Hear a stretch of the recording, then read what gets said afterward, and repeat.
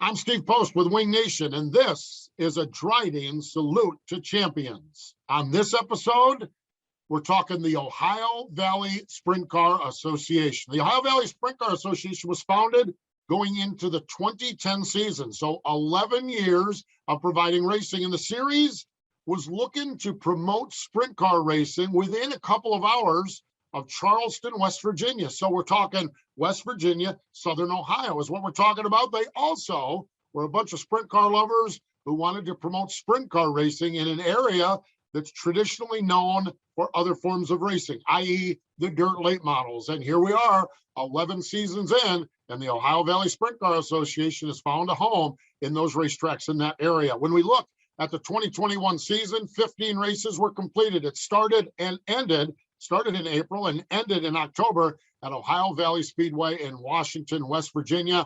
And when it was all said and done, it was youngster Tyler Street winning the championship. We'll talk to Tyler in just a moment on our Dryden Salute to Champions.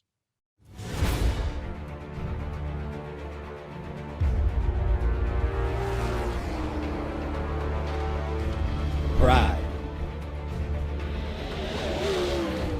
Passion. Performance. We are. We are Team Dryden. It is our Dryden Salute to Champions, the Ohio Valley Sprint Car Association 15 race season. And when we got done with it, it was Tyler Street with the championship. He joins us now via Zoom call. Hello, Tyler. Welcome into Wing Nation. Hello. Thank you guys for having me on. Dude, congratulations. What's it like to win a championship for your tour up there? Thank you. I'll put it in perspective of I didn't really expect to be having a championship run. I didn't think about it at all. I mean, our main goal for the season was just to try to get 5 wins, and that was my main goal. But the championship, it just kind of snuck itself in there, and it was, hey, you got a chance at it, maybe I'll just go after it. And, you know, our full team, our family-owned team, we just put a full season together and just went right towards it. So it's amazing. Something I never would have expected at all. Was there a point during the season where you realized that, hey, this is a realistic shot that we have at this thing? I'd say like the last 5 races or so, we started going to other tracks, and it was just one of those that, you know, we had to start getting on our A game, and we start finding some really good speed towards the end of the season again. And it was just, you know, looking at the points, you're worried a little bit, but also still seeing that, you know, I had a 100-point lead at one point, and that was just really cool to see that. But towards the end, it was getting a little scary because Corey Crabtree finished second. I mean, there was some tracks at the end. Those were his tracks, not compared to my tracks at all. And it's just new tracks that's going out and learning, and it was tough to do that. But he kept me on my toes. It was for sure. I had to be on my toes at the end there. What's it like for a young sprint car racer to go out and what's that like? We always talk to the veterans about when you go to a new track. What's it like for a young guy with a family team going into a new track? How do you guys approach those tracks? We kind of look back on, you know, of what about this track? You know, is this something similar to it? Or, you know, just looking at some of those, or, you know, we've been looking up YouTube videos and looking to old YouTube videos to see about the old racetracks, you know, what they used to look like, you know, and going off of that.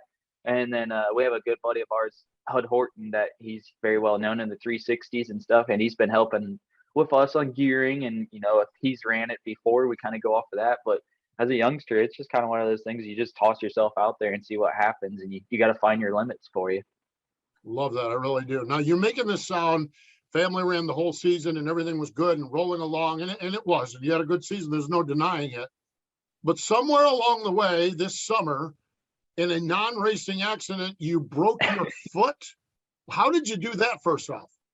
So we had practice and qualifying, and we went down in the infield, and it was after qualifying was all done. I sat on the side of the car, and I know I've done that quite a bit. Nothing, you know, that it was nothing to worry about. And when we were pushing back up out of the racetrack, because it was down in the infield, and I caught my foot in between the header and the Nerf bar and the racetrack, and it just rolled it completely under.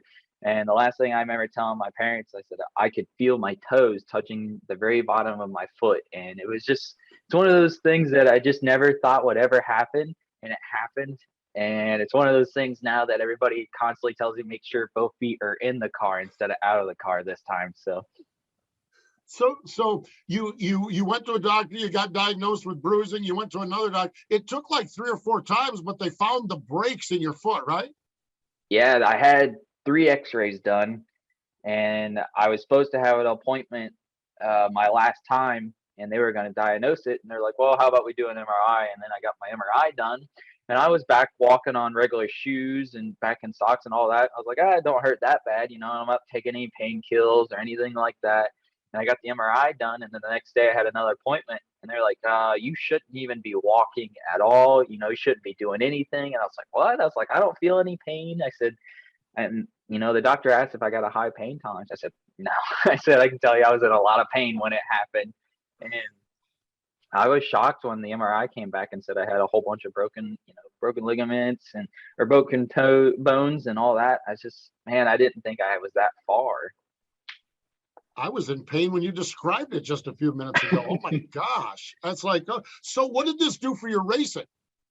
So I sat out the first week that I got that news.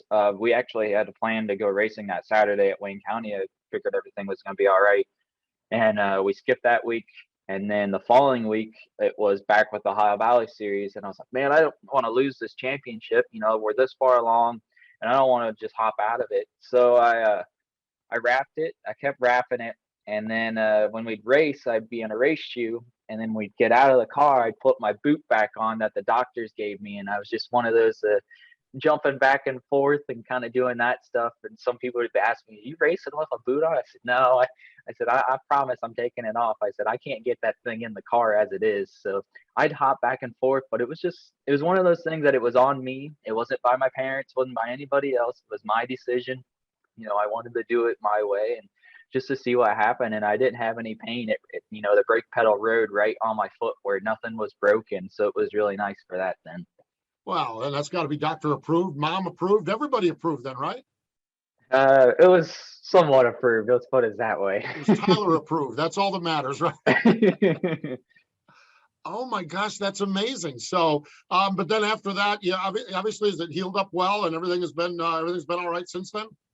Yeah, so everything healed back up. I had about a month later, everything was healed back up for me. I still have some pain, very often. It's not all the time. It'll be like one morning I wake up and everything will be a little stiff or something like that. But I get up walking around and everything's back to normal. And I'm actually happy because I used to play basketball and used to run a lot, and I can actually start running a lot. I got a little 9-month dog, and so I can run around and play with him all the time. So I'm at least happy that I can get back up to full speed again.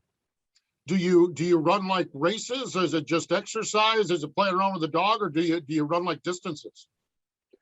Just mostly exercise and just running with the dog. I was big in basketball when I used to do it in high school, so that was just, my winter. After racing in the winter, it was basketball, and it was just running around and doing that stuff. And I'm not a big fan of running, but I actually enjoy doing it sometimes. You and me both. I started doing some stuff, and now I did a couple of weeks ago. I did my first 10K, and it's the stupidest thing in the world, because if you'd have told me 3 years ago, it's like you said, I don't enjoy running, but I enjoy running. It makes no sense in the world. Exactly.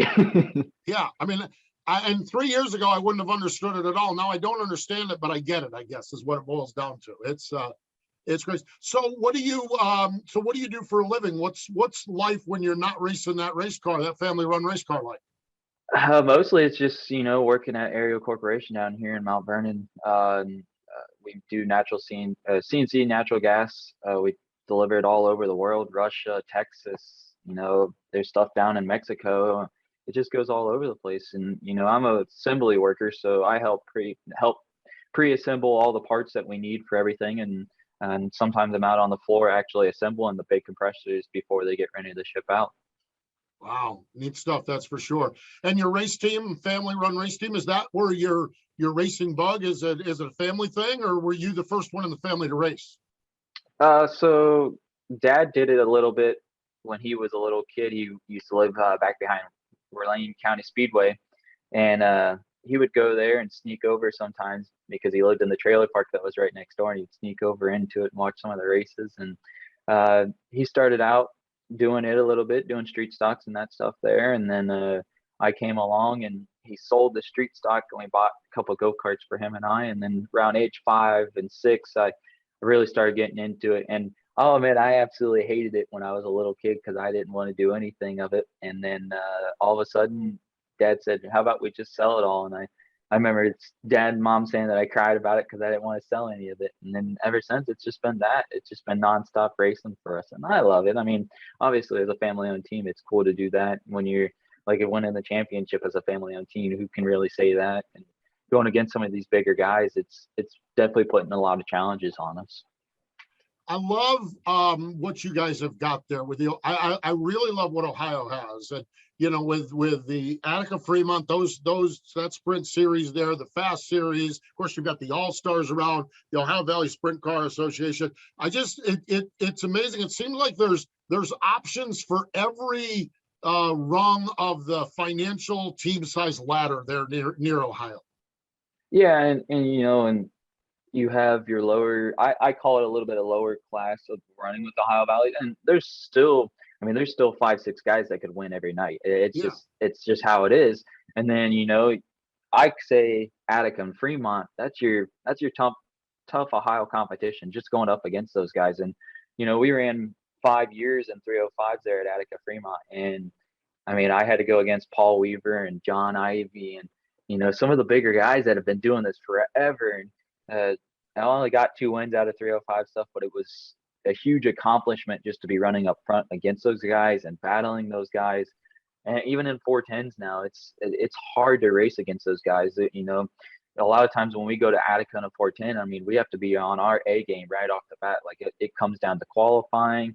You know, you have to, if you start deep in a heat race or something like that, you got to push it hard as can be and try to find that line.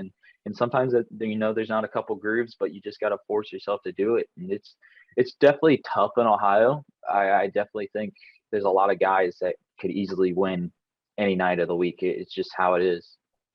Yeah, Ohio is so rich. It's amazing. It really, truly is. Well, you picked up 2 wins this season, Ohio Valley Speedway and I-77 Raceway. And good start en route to the championship. Tyler, we appreciate you taking some time, and congratulations on winning the Ohio Valley Sprint Car Association Championship. Thank you. I appreciate it. There we go. Tyler Street, your Ohio Valley Sprint Car Association champion, joining us here on our Driving Salute to Champions.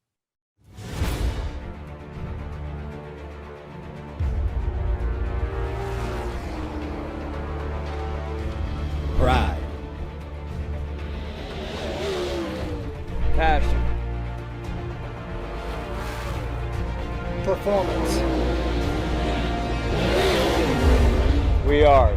We are Team Dryden. Congratulations again to Tyler Street. What a great young guy. What a great young story. Great story, great family racer. I love that. Really fun stuff. Good to see them have the success.